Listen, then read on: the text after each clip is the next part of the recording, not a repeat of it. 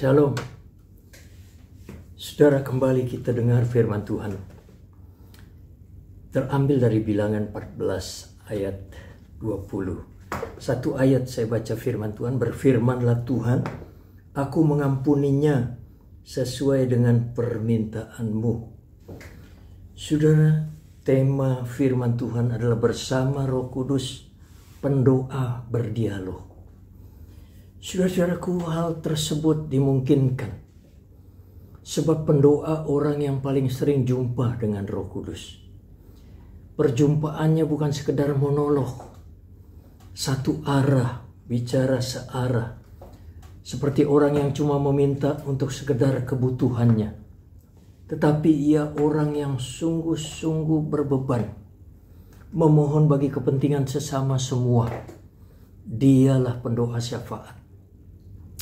Saudara, dalam kedekatan yang intim dengan Roh Kudus, pendoa syafaat berdialog, bicara, menyampaikan keluhan-keluhan, memberi usulan-usulan dan masukan-masukan, dan memohon pertimbangan-pertimbangan bagi kepentingan semua kepada Allah.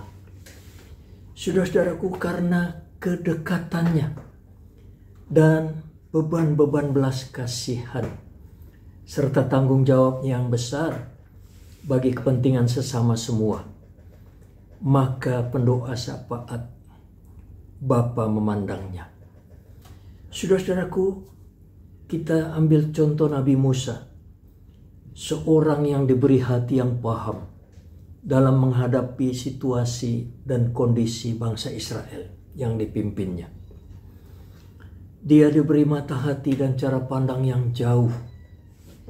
Saudara-saudaraku, beberapa kali doa syafaatnya dapat mengubah keputusan Allah. Dalam nats kita hari ini, salah satunya, saudara, bangsa ini memberontak kepada Tuhan, yaitu bangsa Israel, menolak masuk tanah Kanaan, tanah perjanjian. Allah sudah memberitahu bahwa ia akan membinasakan mereka. Apa yang diperbuat Musa sebagai sang pemimpin, Musa membawa persoalan ini di dalam doa syafaatnya.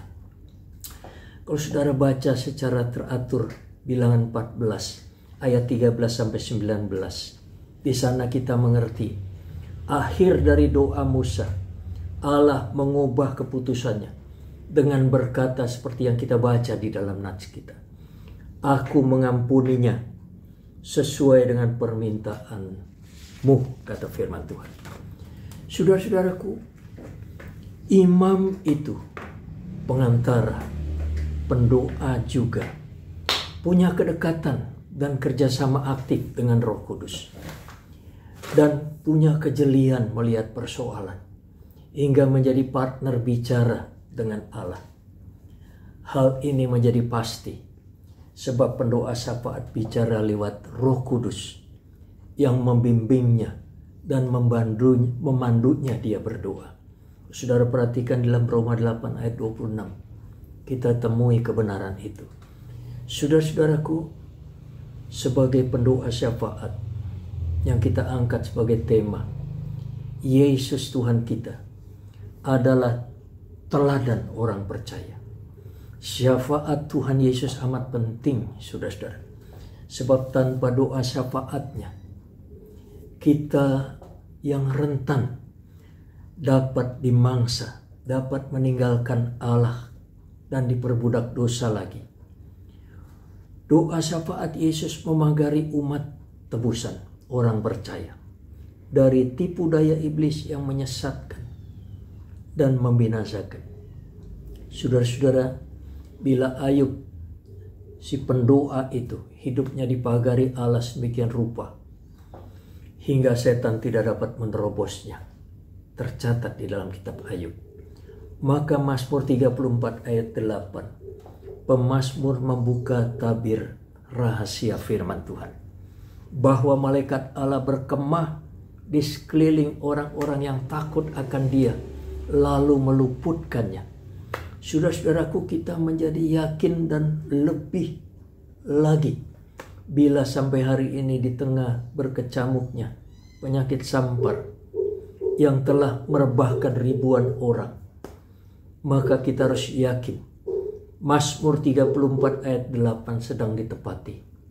Sebab ada yang diutus melindungi kita, sehingga bukan kita saja yang terlindung, tetapi berdampak kepada lingkungan tetangga di sekitar kita.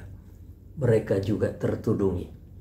Saudara-saudara, pada kisah-kisah tertulis yang terjadi terhadap para hamba-hambanya di Alkitab, Tuhan kini menyatakan dalam hidup kita bahwa janji Tuhan iya dan amin. Sebab Allah yang sama yang disembah Abraham, Ishak dan Yakub dalam Yesus Kristus, Dialah Allah yang hidup dan berkuasa, dan Allah yang tidak pernah terlelap. Saudara-saudaraku, siapa yang tidak percaya melihat kerja Allah yang nyata seperti ini?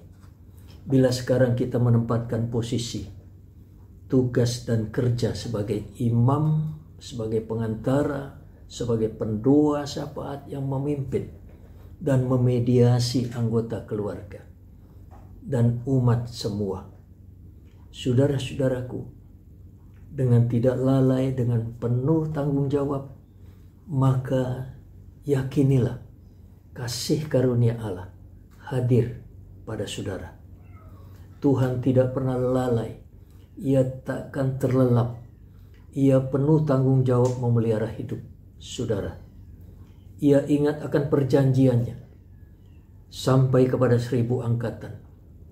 Tertulis dalam 1 Tawari 16 ayat 15. Kita masuk pada daftar orang-orang yang patut dimahkotai. Saudara-saudaraku, sebab kita menjadi partnership Tuhan yang menghendaki dan memanggil kita mengikuti jejak Kristus. Jadi serupa dengan Kristus sebagai murid, sebagai pendoa syafaat, mengcover orang-orang dan menyelamatkan semua. Itu sebabnya jangan khawatir dengan persoalan yang ada, yang tengah saudara gumuli. Bukan kebetulan peristiwa itu terjadi pada saudara hari ini. Saudara, Tuhan penjaga kita punya maksud-maksud luhur pada kita untuk menuntun dan membawa kita sampai akhir hayat, supaya ketika kita mati, maka kita pun tetap dalam iman yang teguh, sekaligus dapat menjawab pertanyaan Tuhan Yesus dalam Lukas 18 ayat 8. Adakah iman di bumi ketika aku datang? Itu jawaban, saudara-saudara. Akan tetapi jika kita malas bekerja, malas berdoa, ya apalagi kita malas berdoa untuk mendoakan orang lain, maka pagar perlindungan Allah diangkat pada kita. Saudaraku, kita jadi rentan dengan 1001 macam persoalan hidup. Kita menjadi beban berat bagi keluarga yang ikut memikul dan menanggung akibat 1001 macam masalah yang menerpa saudara. Saudara di mata Tuhan sebagai orang yang sedang lari dari panggilan sebagai saksinya, sebagai pendoa. Boleh jadi kita menjadi orang yang tidak berguna bagi kerajaan sorga. Karena dalam kesementaraan di bumi kita sudah menjadi orang yang lalai. Saudara-saudara, itu sebabnya buang rasa malas. Dan sadarilah, saudara, kita akan jadi berkat bagi semua apabila ambil bagian dengan kemauan kerja, berdoa. Berarti kita sedang mengcover, menudungi mereka, orang-orang yang masuk dalam daftar doa syafaat kita dengan pagar perlindungan Allah di sekelilingnya. Karena kita mengikuti jejak Kristus yang meneladani bersyafaat untuk kita dan sekaligus menyenangkan hatinya. Saudara, kita jadi berkat bagi bangsa, di samping bagi diri, bagi keluarga, bagi sesama semua, pastinya bagi pekerjaan Tuhan. Inilah pekerjaan baik yang disiapkan Tuhan. Saudaraku, setelah kita dicipta baru, lahir baru dalam Yesus. Dalam Efesus 2 ayat 10, saudara, Tuhan mau supaya kita hidupi pekerjaannya.